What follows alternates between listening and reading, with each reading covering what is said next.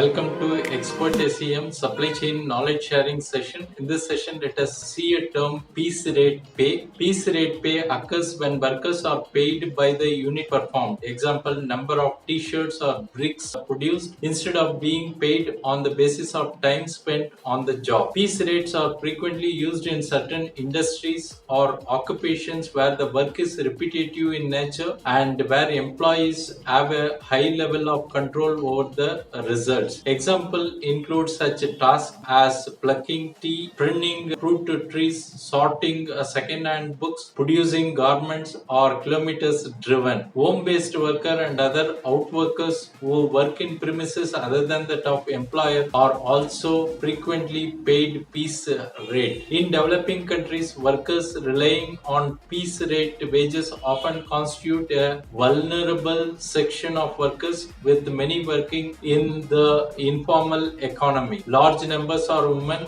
Piece rate pay is also frequent in textile, garment, footwear, and leather industry, and also in global supply chain. The regulation of piece rate under some conditions, piece rate may be beneficial to both employers and employees. For this is to be the case, however, the manner in which remuneration is calculated for each piece produced or task completed needs to be fair to both parties. If the salary is set too low, discouragement will lead in a certain, and workers concerned will work long hours and may ultimately feel burnt out of the system. Occupational health and safety issues also arise when taxi driver, for example, need to work excessive hours to make decent living. If the rate is not fair to the employer, the enterprise might fail. To be fair and effective, piece rate system should be transparent, reward employees according to the difficulty and quality of the work, and ensure that motivated worker can earn substantially more than the minimum wage. Thanks for watching. Bye.